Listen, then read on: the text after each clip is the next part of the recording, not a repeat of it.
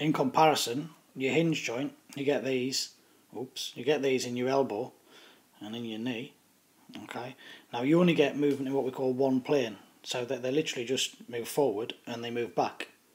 I know sometimes it feels like your elbow does more than that, but that's a different articulation. It's a different type of movement with a different type of joint. Your actual radius here, your ulnar here, and then your humerus. If you look at how your ulnar meets the humerus there, that's your hinge. Okay, and literally the ulnar can move in this direction and then back in this direction. So it's a hinge. It can only move forward and back. It can't move sideways. When you get like the twisting of your hand, it's more how the radius interacts with your wrist and here than the ulnar necessarily. So that's your hinge joint. Likewise, your knee is a hinge. It just moves forward and back. Side to side movement is, you know, pretty painful in your knee. If you've had a knee injury, it's not very nice because that starts stretching ligaments and so on and cause you quite a bit of pain. Hinge joints generally relatively stable, and we'll see later on that they then act as distance multipliers as opposed to force multipliers. So in terms of the distance, if you imagine that the muscle moves here, because the muscle, your biceps, which is what controls the movement of your elbow, your biceps is here and attaches here. It only moves a small distance, but by it moving a small distance, your hand over here will move a much greater distance. So we call that a distance multiplier. Gliding joints. So you see from the diagram, you find them in your vertebral column, and you'll also find them in your hands and your feet here. Okay, and they allow surfaces to glide over one another like the two blocks here show. So if you kind of put your hand out in front of you, pointing your fingers away, you can kind of move it left and right, and that's all these bones here kind of sliding over each other, gliding over each other, and that allows you a big range of movement and different possibilities with your hands. Okay, pivot joints. So they're found in your neck, as you can see. So you can ignore all of this because I hadn't changed it on the slide before I imported into this. So pivot joints, yeah, they're found in your neck. They're going to give you rotation movements. So that's your atlas and your axis, which we mentioned earlier on, allowing your head to rotate so you can turn your head from side to side. And that's similar to what I was talking about earlier with your wrist, in terms of how your wrist can rotate around your elbow, because you've got your radius and your ulnar articulating in a slightly different way with your humerus. Okay, we'll look now at a typical synovial joint. So the synovial joint, we're talking really here about your elbow and your knee. You need to know about certain characteristics that we get on a synovial joint. So some things that you need to notice. If you just have a look at the diagram here, what we've got, there's one bone, there's the other bone, and this is your joint. So the bones in the joint are held together by a capsule. So around this here, this is a capsule, and that capsule is made of connective tissue. Okay, so that's your capsule. Ligaments will be found amongst that connective tissue. Alright, so ligaments are within here.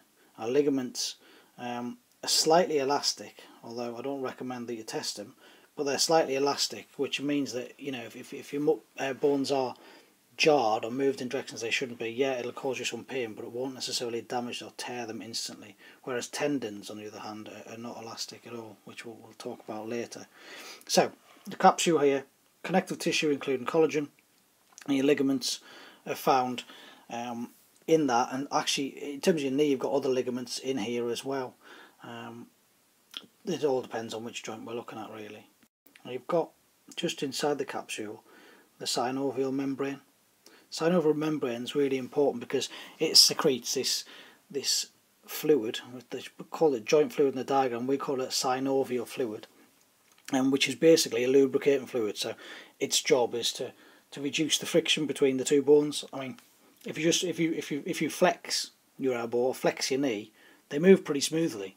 And if you ever notice when it's cold, they don't move quite as smoothly. They kind of creak a little bit, certainly. In my old age, mine do. But they will do, because that fluid becomes slightly more viscous when it's colder, just like all fluids do. It's actually incredibly viscous. It's one of the best lubricating fluids that we know of, really, and it's produced naturally, which is, I guess, just another advert for nature and how amazing nature is. So, synovial membrane is secreting this synovial fluid, which helps the bones move across each other much easily, reduces friction, and also the membrane that I put down here will scavenge. So any foreign material that gets in here, or any broken bits of cartilage or whatever that are inside here, the synovial membrane will scavenge and get rid of. As long as it's not too big a piece of cartilage, it can get rid of it. It also provides the bone, the chondrocytes around here, with all the nutrients that they're going to need. On the end, I've not mentioned this here, this white part here. You can see this is the cartilage. Okay, so when bones are developing, they originally are cartilage and they harden as minerals are deposited within them. But cartilage is effectively bone without the minerals, and it's slightly more soft, and so it's there so that you're not chipping away bones each time these rub across each other. It's a smoother surface, although lots and lots of use. So footballers and other athletes and so on will often have cartilage issues, because if a little bit of this gets torn, then it's going to make movement of that joint quite difficult.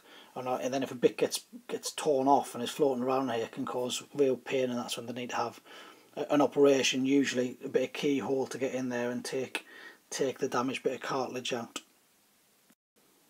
Okay, if you're just looking at the knee a little bit more closely, so this is from the front, this is from the side.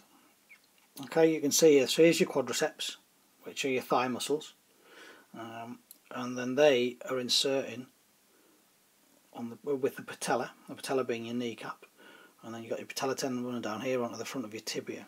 Alright, you can see the parts we pointed out earlier on. You've got your cartilage here, you've got your femur, which is your thigh bone, that's the end of your thigh bone, runs in this kind of direction, this kind of shape, and then obviously extends up here towards your hip. And then your tibia here, there's your fibula, which is the smaller bone in your shin, that articulates with the tibia. From the side you can see all the other ligaments, so ligament here inside and inside. So these are your cruciates. You may have heard of your cruciates. Obviously when they're damaged, very, very difficult recovery from that, because that's actually inside your knee joint, and so to fix it, often we'll need to do keyhole surgery again to get in there to get those repaired. Again, it's something we'll cover later on in the course. But yeah, so you've got your cruciate ligaments there, and then your tibial ligaments and so on around here. Really, ligaments are there to provide this joint with stability. It's not a very stable joint in comparison to your hip, but the amount of ligaments on there do make it more stable and make it work a lot better than it could. Okay, one of the aspects of this unit is talking about movement, really, and so I was going to get you to think about the words that we use to describe movement of the elbow joint. So have a look at some of these keywords. So contraction, biceps, flexion, extension, radius, brachialis, flexors, antagonistic, triceps, humerus, ulnar, and extensor. So ones that are new, well, I guess some of them, they may all be new, I suppose, but I'll just go through what each of them means, and then it's probably worthwhile you having a go, see if you could do the task. So contraction is to shorten in terms of muscles. Muscles can only shorten, they can only contract. They don't push, they only pull. In terms of your elbow joint, it's your biceps, which is the main flexor. It's the main muscle that's going to cause your elbow joint to move. So that's the one, if your arm's straight, that's the one that runs across your humerus, so your upper arm bone, and joins just below your elbow. So when you bend your arm, it's the biceps that's doing the action. The action that we call that, when we decrease the angle at your elbow, bend your arm, is flexion. Going the opposite way, straighten your arm, extension. Radius, well, if you tap your elbow, I'll tap my elbow in case you didn't guess. When you tap your elbow, that bone you can feel there, that's your radius. Okay, and your brachialis is another muscle that kind of runs across the top from your humerus to your radius, and that kind of helps, acts as what we call a synergist. So it helps the biceps to contract or to flex your elbow. Flexors are muscles which basically cause flexion. Antagonistic are muscles which work against each other. So you got your biceps, which causes flexion, it can't cause extension, it can't straighten your elbow. It has to work in an antagonistic pair with another muscle. In this case, it's the triceps. So the triceps is on the back of your upper arm, the back of your humerus, and it can contract to straighten your arm. Okay, so effectively the biceps and the triceps are what we call an antagonistic pair. They work against each other to cause flexion and then extension of the elbow. The humerus, I said, is your upper arm. The ulna is the other arm, the other bone in your lower arm, and an extensor is any muscle which causes extension. So in this case, the triceps. You can tell from their name, biceps is made mostly of two muscles and inserts in 2 different points. That means insert means where it joins to bones, and the triceps inserts at 3 different points. If you see close-up diagrams of those, you can Google them. See close-up diagrams of them, you'll see that this looks like 3 muscles, this looks like 2. Okay, so this is what I talked about at the beginning, the more A-grade kind of material. You have to remember back to when you did physics, I guess, the Key Stage 3, Key Stage 4, and about moments and levers. If you remember, whenever you have a lever, you get a moment, and a moment is a turning effect. Now, usually we use levers to as force multipliers. So for example, if you're using a bottle opener, you put a little bit of force onto the bottle opener, which causes a big amount of force to pop the cap off the bottle. So that's a force multiplier. You put in a small amount at the end of the lever. I suppose I could try to draw it, but my drawing on this is horrendous. Let's just say, so bottle opener. Okay, this part here. This is the lever. That's the pivot, and what you do is you put a small amount of force in here, and what you get out in comparison is a large amount of force here, so it pops the cap off. So that'll be a force multiplier. Okay, let's see, can I put that out? I can, I'm getting good. That's a force multiplier. In mammals, usually things are distance multipliers. So what you get is a muscle that's moving a small distance, but it causes the joint or the bone to move a large distance. So let's put my drawing skills to the test again, should we?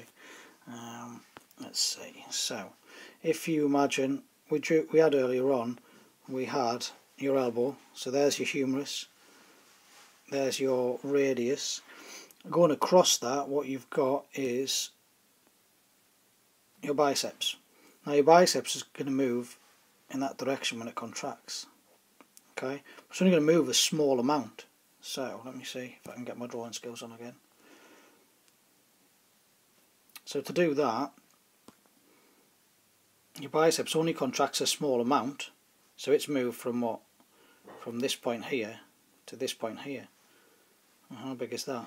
Well, the way I'm looking at it, it's about a centimetre, if that. Whereas, if you look at this distance here, so from there to there, that's a much bigger distance. So we call that a distance multiplier. Okay, you may have to do some calculations on this using moments and the equation, but we'll look at that in the class so that you're able to have a go at applying that. That should be fine. And that pretty much is about it for lesson 1.